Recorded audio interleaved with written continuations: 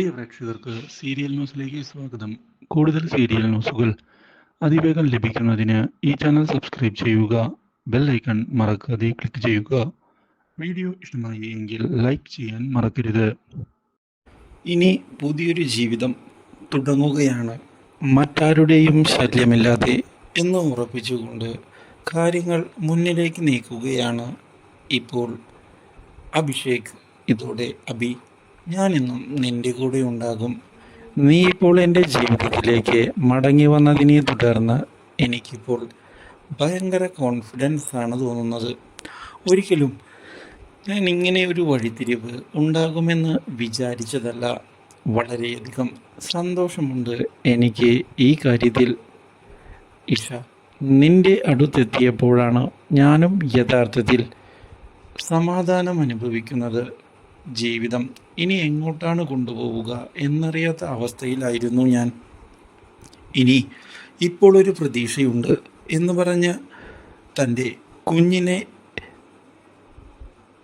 നോക്കുന്നതിനായി ശ്രമിക്കുന്ന അഭിഷേക് ചാരി ഇരുന്നു കൊണ്ട് കുഞ്ഞിനോട് നിന്റെ വരവിനായി കാത്തിരിക്കുകയാണ് എന്ന് അറിയിക്കുകയാണ്.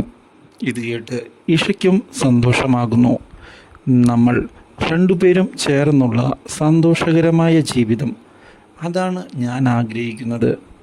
അത് നമ്മൾ കരസ്ഥമാക്കുക തന്നെ ചെയ്യും എന്ന് എനിക്കുറപ്പുണ്ട്. കുഞ്ഞുകൂടി വന്നോട്ടെ, നല്ലൊരു ജീവിതം, സ്വർഗതുല്യമായ ജീവിതം നമുക്കുണ്ടാകും. ഇത് കേട്ട് ഇഷയ്ക്കും സന്തോഷമാവുകയാണ്. ഇഷ അബിയെയും കൊണ്ട് റൂമിലേക്ക് പോകുന്നു. ഇതേ സമയം ചന്തു എത്തിയിരിക്കുകയാണ് ദേവബാലയുടെ പരാജയം ആഘോഷിക്കുന്നതിന് വേണ്ടി.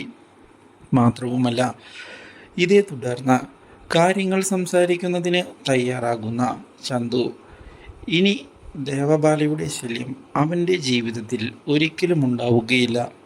ആ കാര്യം എനിക്കുറപ്പായി. അത്ര വലിയൊരു തിരിച്ചടിയാണല്ലോ ഇപ്പോൾ ലഭിച്ചത്. ഈ കാര്യം അറിഞ്ഞതിൽ എനിക്ക് വളരെയധികം സന്തോഷമുണ്ട്. എടാ, നീ അധികം സന്തോഷിക്കല്ലേ, നിൻ്റെ സന്തോഷം നീണ്ടുപോകത്തൊന്നുമില്ല. അത് തെറ്റാണ് ദേവരാജൻ സാറേ. ഇനി ഇഷയും അബിയും കുഞ്ഞും നല്ലൊരു ജീവിതം മുന്നിലേക്ക് കൊണ്ടുപോകും. അത് തടയുന്നതിനായി നിങ്ങൾക്ക് സാധിക്കുകയില്ല.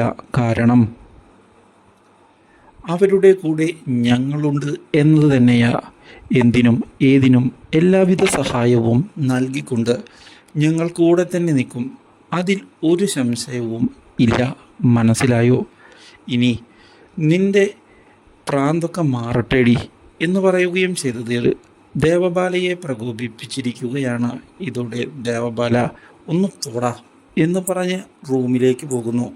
പക്ഷേ ഇതെല്ലാം കേട്ട് ഇൻസൾട്ടഡായ ദേവബാല അങ്ങനെ ഇനി തോറ്റുകൊടുക്കില്ല എന്നുള്ള തീരുമാനത്തിൽ ഉറച്ചു നിന്നുകൊണ്ട് പുതിയ നീക്കങ്ങൾ മുന്നിലേക്ക് കൊണ്ടുവരികയാണ്. Do like, share and subscribe.